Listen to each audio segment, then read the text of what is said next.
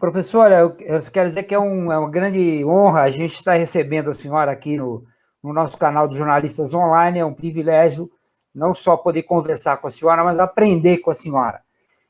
Então, eu queria explorar, eu andei estudando um pouco essa questão da pandemia e descobri um estudo da Universidade de Colômbia que falava, que menciona que o planeta tem cerca de 320 mil tipos de vírus, né? É uma espécie de virosfera. E que o transbordamento, quer dizer, a origem dos vírus, quando contaminam os humanos, é muito por conta de que nós, humanos, invadimos o território, vamos dizer assim, da natureza, dos bichos, ou seja, os seres humanos são os responsáveis e podem ser os salvadores dessas futuras ou possíveis pandemias, porque por essa quantidade de vírus. Então, a minha pergunta para a senhora é o seguinte: quais são os outros vírus que, eventualmente, a população, a humanidade, tem que se preocupar daqui para frente, além da Covid-19? A pergunta é muito boa, Muti, e muito desafiadora também, né? Porque nós sabemos, quer dizer, que nós temos uma quantidade de milhares de micro-organismos, digamos assim, entre bactérias e vírus, né, que são, alguns, inclusive, benéficos para os seres humanos. Mas a situação dessa migração do mundo animal para os seres humanos é, sem dúvida nenhuma, fruto dessa ação predatória que o homem tem no planeta, não tenho a menor dúvida disso. Vou dar um exemplo para você antes de chegar ao SARS-CoV-2 ou às coronaviroses que o antecederam, que foram duas, né? Os coronavírus são vírus muito frequentes entre nós, eles são os grandes causadores desses resfriados que nós temos ao longo do ano, muito frequentemente são coronavírus, né? Mas são vírus, digamos assim, nós poderíamos chamar do bem, né, que não são graves, né? No entanto, os coronavírus também são albergados em grande quantidade por animais. No caso, a origem já está comprovada, que a origem vem dos morcegos, né? E os morcegos são animais muito gregários, né? Eles vivem muito grudadinhos, né, dentro de ambientes escuros e saem à noite. E eles são animais de temperatura corporal muito alta e, portanto, portadores de grande quantidade de vírus.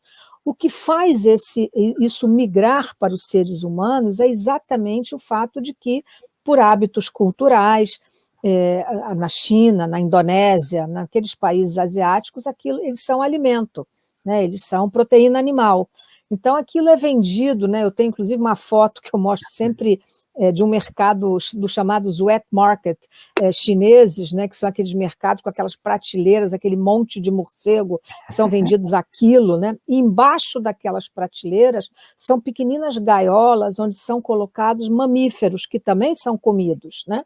Então, existe um vetor que faz o rito de passagem, digamos assim, do portador animal para o homem que vai comer aquela carne daquele pequeno, que no caso do SARS-CoV-2 foi o pangolim, que é um pequenino animal que parece um tatu brasileiro, né, se nós pudéssemos dizer assim. No SARS-CoV-1, esse mesmo vetor foi um outro animalzinho pequeno, chamado tiveta, né, que foi o vetor de transmissão. Então, de novo, vindo dos morcegos. Então, qual é a diferença dessa epidemia atual, Muti, para as que antecederam, né, das duas coronaviroses que nos antecederam, né, tanto a SARS-CoV-1 ou a MERS, que ocorreu e ficou restrita ao Oriente Médio, né, e que foi através dos camelos, né, que foram os portadores e transmissores. Então, assim, em geral, as viroses respiratórias, elas tendem a se extinguir, elas vão se estiolando ao longo do tempo. O que não vai acontecer com o SARS-CoV-2, porque nada foi tão pandêmico quanto essa, né? Desde a gripe espanhola, de 102 anos atrás, hoje não há mais uma ilha distante no Oceano Pacífico que não tenha notificado pelo menos um caso. Eu acho que só a ilha de Trindade não teve nenhum caso de Covid-19 notificado até agora, até onde eu saiba. Então, assim, não há dúvida de que o favorecimento é a ação predatória do homem sobre o planeta.